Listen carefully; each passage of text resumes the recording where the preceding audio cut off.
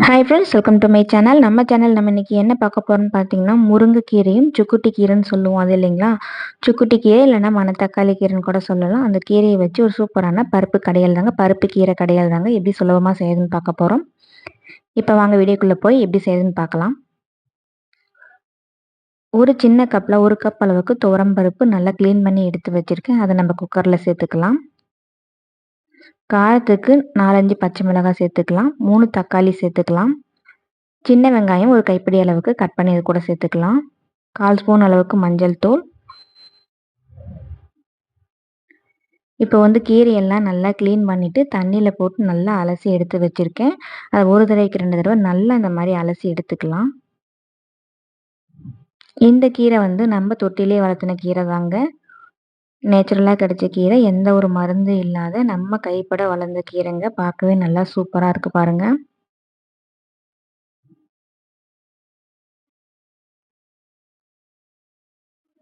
கீரை எல்லாத்தையும் நம்ம நல்லா அந்த மாதிரி அலசி எடுத்துட்டு தண்ணியெல்லாம் வடிகட்டி அந்த குக்கர்லேயே சேர்த்துக்கலாம்.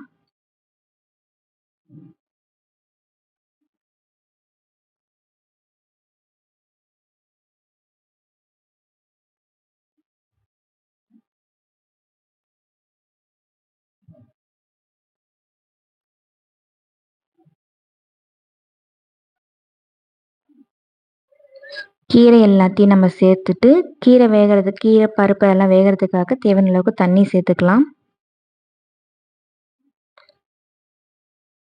பெரிய டம்ளரில் 1 டம்ளருக்கு தண்ணி சேர்த்துனா கரெக்டாக இருக்கும். குக்கர் மூடி போட்டு 3 விசில் விட்டு எடுத்து வந்தாச்சு. இப்போ பாருங்கள் நல்லாவே கீரை பருப்பெல்லாம் வெந்துருச்சு. இப்போ இந்த தண்ணி எல்லாத்தையும் நம்ம வடிகட்டி எடுத்துக்கலாம்.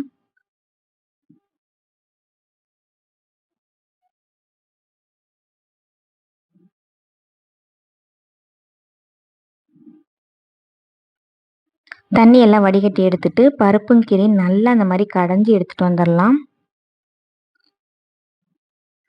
கையில் கடைய உங்களுக்கு கஷ்டமாக இருக்குது அப்படின்னா மிக்ஸி ஜாரில் ரிவர்ஸில் ஒரு 2 சுற்று விட்டுங்கன்னா நல்லா இந்த மாதிரி ஈஸியாக கடைஞ்சிரும். இப்போ தேவையான அளவுக்கு உப்பு சேர்த்துக்கலாம். உப்பு சேர்த்துட்டு இதுக்கு ஒரு தாளிப்பு கொடுத்துடலாம். எண்ணெய், கடுகு, வரமிளகாய், கருவேப்பிலெல்லாம் போட்டு கொஞ்சமாக பெருங்காயத்தூளும் சேர்த்துட்டு நல்லா ஒரு தாளிப்பு கொடுத்துடலாங்க. உப்பு காரமெல்லாம் கரெக்டாக இருக்கான்னு பார்த்து ஒரு தடவை செக் பண்ணிக்கோங்க. ரொம்ப ரொம்ப ஆரோக்கியமான சூப்பரான முருங்கைக்கீரையும் சுக்குட்டி கீரையும் கலந்த ஒரு சூப்பரான பருப்பு கீரை தாங்க எப்படி செய்யுதுன்னு நம்ம இந்த வீடியோவில் பார்த்தோம். நீங்களும் கண்டிப்பாக உங்கள் வீட்டில் இதே மாதிரி செஞ்சு பார்த்துட்டு எப்படி இருக்குன்னு மறக்காமல் கமெண்ட்டில் சொல்லுங்கள். ரொம்ப சிம்பிளாக செஞ்சிடலாம். ரொம்ப சிம்பிளாகவும் ஈஸியாகவும் இந்த கடையில் நீங்களும் செஞ்சு பார்த்துட்டு எப்படி இருக்குன்னு மறக்காமல் கமெண்ட்டில் சொல்லுங்கள். இந்த வீடியோ பிடிச்சதுன்னா மறக்காமல் நம்ம சேனலுக்கு லைக் போட்டு விட்டுருங்க ஃப்ரெண்ட்ஸ். தேங்க்யூ.